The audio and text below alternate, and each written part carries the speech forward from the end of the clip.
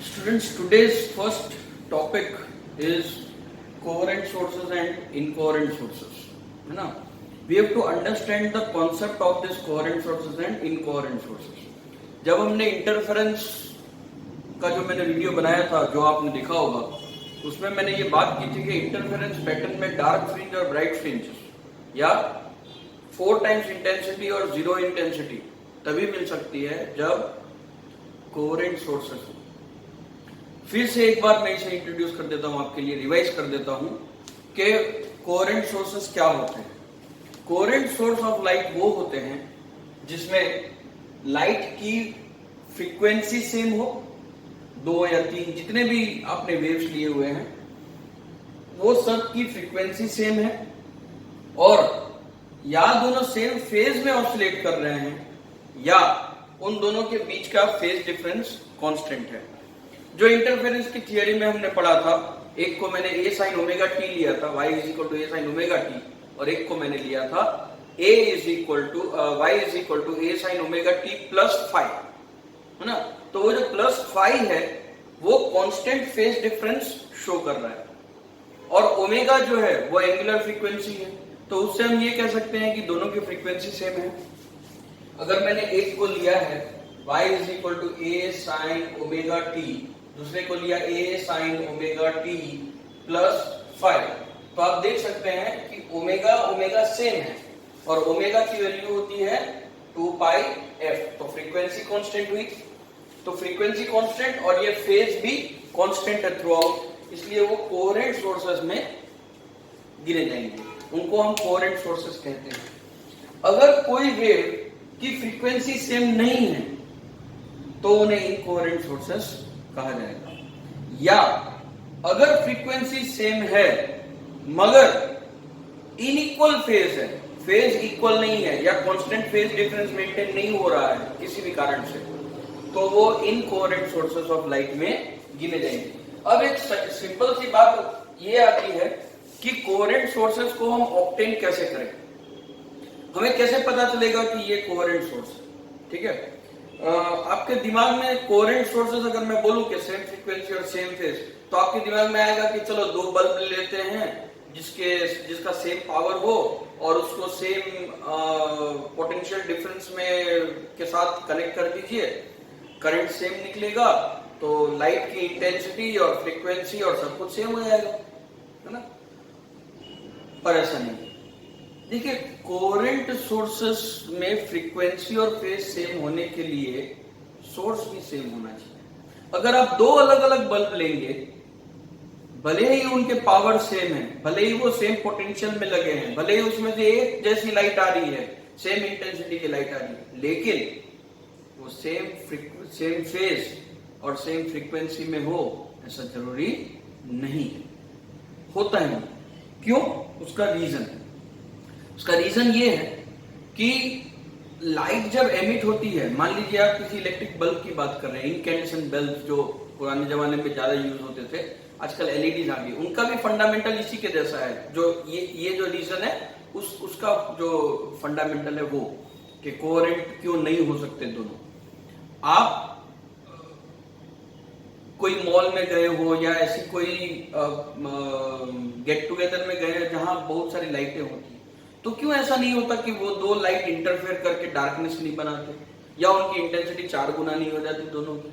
क्योंकि वो दोनों अलग अलग बल्ब कभी भी कोहेरेंट सोर्स नहीं बना सकते। उसका रीजन ये है कि जब आप किसी भी बल्ब में या किसी भी लाइट एमिटिंग सोर्स में, जैसे कि डायोड है, एलईडी, उसमें से जब आप करंट पास करते हैं तो उसमें से जो लाइट एनर्जी रिलीज होती है, वो लाइट एनर्जी रिलीज होती है क्योंकि इलेक्ट्रॉन्स जो हैं वो higher concentration, higher energy level to lower energy level में कन्वर्ट होते हैं या जाते हैं, ट्रांसमिट करते हैं।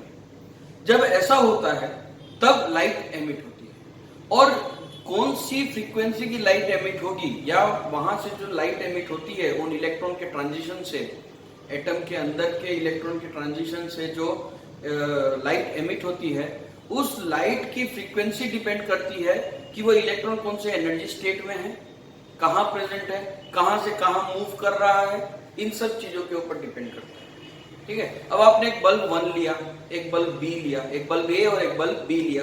अब बल्ब ए में अगर किसी एक एटम का थर्ड ऑर्बिट का इलेक्ट्रॉन ट्रांजिट कर रहा है और किसी एक और बल्ब बी में किसी एक एटम का फर्स्ट सेकंड ऑर्बिट का इलेक्ट्रॉन ट्रांजिट कर रहा है, तो दोनों की फ्रीक्वेंसी सेम हो ही नहीं सकती। इसलिए दो अलग अलग बल्ब अगर हैं तो वो दो अलग अलग सोर्स हुए, और उस दो अलग अलग सोर्स की वजह से वो कभी भी कोहेरेंट सोर्स नहीं बन सकते। ठीक है। इसके लिए ये करना पड़ता है कि आपको सोर्स एक ही रखना पड़ता है। सबसे आसान तरीका ये है कि आप एक सोर्स रख के आगे में कुछ ओपेक ऑब्जेक्ट रख दीजिए और उसमें से दो छोटी सी विंडो बना दीजिए, क्योंकि हाइगन का प्रिंसिपल था, सेकेंड प्रिंसिपल, कि every source behaves like a secondary source.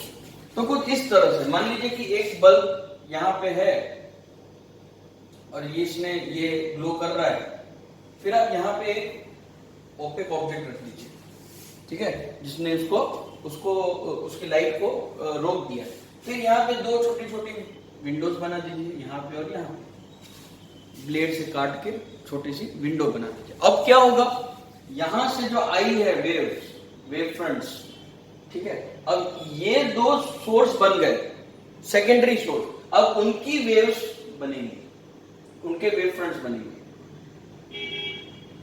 तो ये दोनों जब इंटरफेयर करेंगे तब जाके आपको इंटरफेरेंस पैटर्न मिलेगा, ये दोनों जब सुपरपोज करेंगे। अब देखिए ऐसा होने से क्या होता है कि यहां से जो वेव की फ्रीक्वेंसी और फेज आई, वही फेज और फ्रीक्वेंसी इसकी भी होगी, वही फेज और फ्रीक्वेंसी इसकी भी होगी। इसलिए कोहेरेंट सोर्स हम कैसे ऑब्टेन करें, इसका तो टेंशन ही नहीं रहेगा। तो ये सबसे सिंपलेस्ट तरीका है, और ये तरीका अपनाया था थॉमस यंग ने, और जिससे उसने हमें दिया famous Thomas Young's double slit experiment. क्योंकि दो स्लिट है इसलिए इसे कहा गया डबल स्लिट एक्सपेरिमेंट या सिर्फ यंग्स एक्सपेरिमेंट। अब मैं आपको ले जाता हूं यंग्स एक्सपेरिमेंट में कि किस तरह से हमें डार्क फ्रिंजेस और ब्राइट फ्रिंजेस, यानी कि किस तरह से हमें 4 गुना इंटेंसिटी मिली और 0 इंटेंसिटी मिली, वो एक हम देख लेते हैं। Students, here we are with Young's double slit experiment या सिर्फ यंग्स एक्सपेरिमेंट भी आप इसे कह सकते हैं। अब इस टॉपिक में मैं आपको ये बताने वाला हूं कि किस तरह से हमें लाइट बैंड्स और ब्राइट बैंड्स और डार्क बैंड्स मिलते हैं। उसके लिए मैं दो कलर का यूज करूंगा ताकि आपके लिए इजी हो जाए ये आइडेंटिफाई करना। अब थोड़ा सा और रिवाइज कर लेते हैं इंटरफेरेंस। इसके पहले का जो वीडियो था इंटरफेरेंस का, वो उसमें हमने ये देखा था कि सेम फेज और सेम फ्रीक्वेंसी होने की वजह से अगर दो वेव, एक का क्रेस्ट और दूसरे का भी क्रेस्ट, इस तरह से सुपरपोज होते हैं, तो इन दोनों का जो रिजल्टेंट होगा वो इन दोनों का एडिशन होगा। यानी कि इसको हमने 5 लिया था, इसको हमने 3 लिया था, तो 5 + 3 ये टोटल हो जाएगा 8। ऐसा हमने पढ़ा था। और एक ये भी पढ़ा था कि अगर 5 है क्रेस्ट में और ट्रफ है 3 सेंटीमीटर एम्पलीट्यूड का, ये 5 है और ये 3 है, तो आपको जो रिजल्टेंट मिलेगा वो रिजल्टेंट हो जाएगा 2 का। तो क्रेस्ट और क्रेस्ट जब इकट्ठा होंगे तो जो एम्पलीट्यूड है वो प्लस हो जाएंगे, ट्रफ और ट्रफ इकट्ठे हुए तो प्लस हो जाएंगे। अगर क्रेस्ट और ट्रफ सुपरपोज हुए तो दोनों सब्ट्रैक्ट हो जाएंगे। ये बड़ा ही सिंपल कैलकुलेशन आप अपने दिमाग में अभी पहले बिठा लीजिए। अब हम चलते हैं यंग्स डबल स्लिट एक्सपेरिमेंट की तरफ, जो जैसे मैंने कोहेरेंट सोर्स में बताया, एक सोर्स लेंगे और आगे जाके उसको 2 पार्ट में स्प्लिट कर देंगे। इसलिए इसको यंग्स डबल स्लिट एक्सपेरिमेंट, क्योंकि 2 स्लिट बनाएंगे हम, इसलिए इसे यंग्स डबल स्लिट एक्सपेरिमेंट भी कहा जाता है। देख लीजिए किस तरह से बनाना है। ये डायग्राम जैसे पूछा तो नहीं जाता आप लोगों के पेपर में, लेकिन अगर पूछा जाए तो मैं आपको बनाना भी बता देता हूं कि इसको आपको कैसे बनाना है। ठीक है, पहले आप एक सोर्स ले लीजिए, ये एक सोर्स हो गया, ठीक है। अब इसके थोड़े से आगे एक ओपेक वॉल बना दीजिए। उस ओपेक वॉल में दो छोटे छोटे विंडोज बना दीजिए। ऑलमोस्ट इस बात का ध्यान रहे कि एस के सेंटर से ये जितना दूर है ये उतना ही दूर रहे। तो ये हो जाएगा S1, ये हो जाएगा S2। अब ये जो S1 और S2 है वो स्लिट्स का काम करेंगे, जिसमें वो विंडो का काम है। स्लिट मतलब छोटी सी विंडो, पतली सी एकदम, उसमें से नए वेव फ्रंट्स बाहर निकलेंगे। ठीक है, तो अब देख लेते हैं कि इसमें से किस तरह से होगा वो। जब यहां से रेज जाएंगी इस तरह से, तो इसमें से जो वेव फ्रंट्स निकलेंगे वो कुछ इस तरह से निकलेंगे। अब जब यहां पे आए हम, तो यहां से भी हर डायरेक्शन में वेव्स निकलेंगे। ठीक है, अब मैं क्या करूंगा, वेव में क्रेस्ट और ट्रफ बनता है, तो मैं ब्लैक पेन से क्रेस्ट को डिनोट करूंगा, ब्लू पेन से ट्रफ को डिनोट करता हूं। ठीक है, ताकि आपको पता चले कि क्रेस्ट और ट्रफ में हम डिफरेंशिएट कर सकते हैं। आपकी बुक में क्योंकि कलर एक ही होता है बुक में, इसलिए फुल लाइन और डॉटेड लाइन से रिप्रेजेंट किया गया है क्रेस्ट को और ट्रफ को रेस्पेक्टिवली। पर मेरे पास दो पेन है तो हम उससे बना लेते हैं। मान लीजिए कि S1 का ये पहले क्रेस्ट आया, आप राउंडर का भी यूज कर सकते हैं। मेरे लिए बोर्ड में राउंडर यूज करना पॉसिबल नहीं है। अगर आप राउंडर यूज करके करेंगे तो एक बहुत ही अच्छा डायग्राम बनेगा। ठीक है, आप राउंडर भी यूज कर सकते हैं और आपको कुछ नहीं करना है, बस सेमी सर्कल्स बनाते जाना है। सेम उतना ही आप यहां पे ले लीजिए एक और, फिर ट्रफ, तो यहां पे ट्रफ, फिर वैसे ही क्रेस्ट, तो यहां पे भी क्रेस्ट, वैसे ही ट्रफ, यहां पे भी ट्रफ, फिर क्रेस्ट, यहां पे भी क्रेस्ट, फिर ट्रफ, फिर क्रेस्ट, सॉरी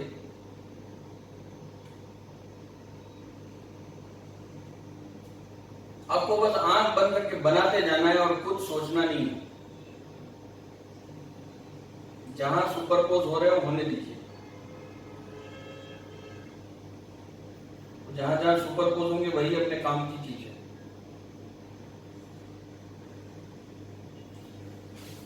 वीडियो लंबा हो जाएगा तो मैं पॉज करके इसे आपके लिए कंप्लीट करके देता हूं। मैंने लाइंस को कम कर दिया है क्योंकि आप लोगों को मैं जूम करके दिखाऊंगा कि अब हम क्या करने वाले हैं। फिर से मैं एक बात क्लियर कर देता हूं, क्रेस्ट और क्रेस्ट जहां इकट्ठा हो वहां पे, और ट्रफ जहां पे इकट्ठा हो वहां पे एम्पलीट्यूड प्लस हो जाएगी। क्रेस्ट और ट्रफ अगर इकट्ठा होते हैं तो वहां पे इंटेंसिटी 0 हो जाएगी।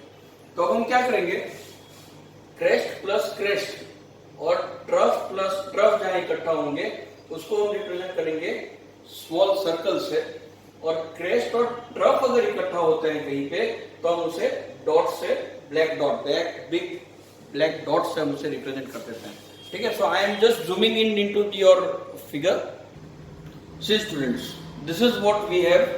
ओके, अब जहां जहां ब्लैक ब्लैक ब्लैक ब्लैक या ब्लू एंड ब्लू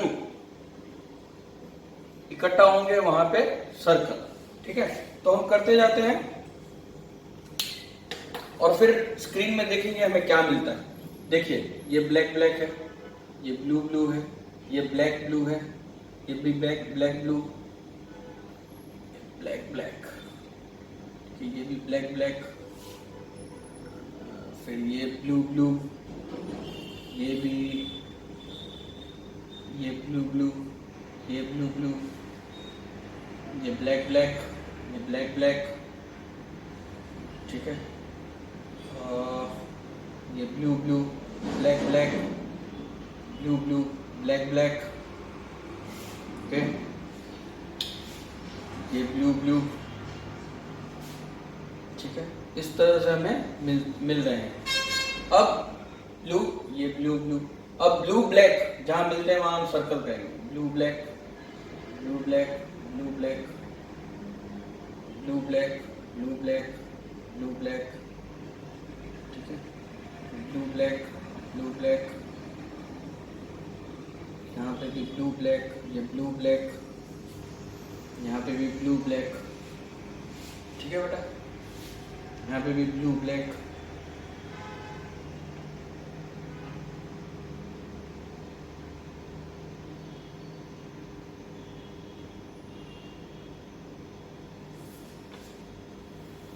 अब हम देखते हैं कि स्क्रीन में हमें क्या मिलता है, ठीक है। अब देखिए, आपको पता ही चल जा रहा होगा कि ये देखो, ये जो ब्लैक ब्लैक ब्लैक है, डार्क डार्क डार्क, वो एक ही जगह पे मिल रहा है।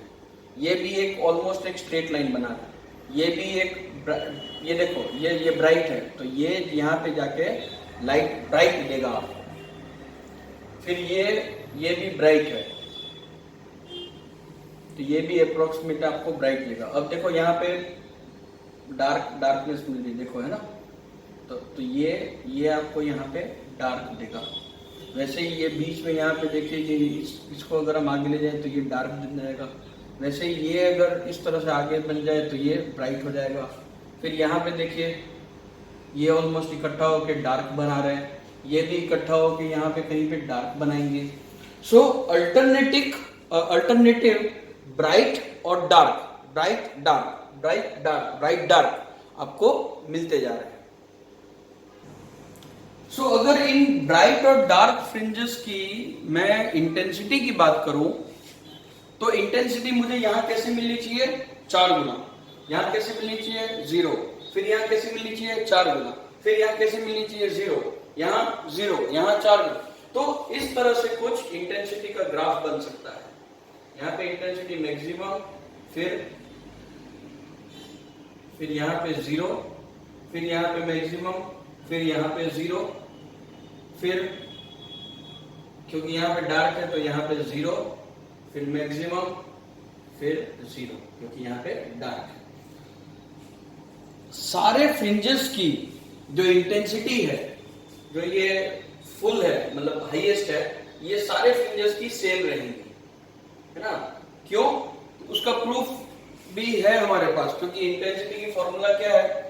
लेट अस सी, है ना, इंटेंसिटी ऑफ फ्रिंजेस।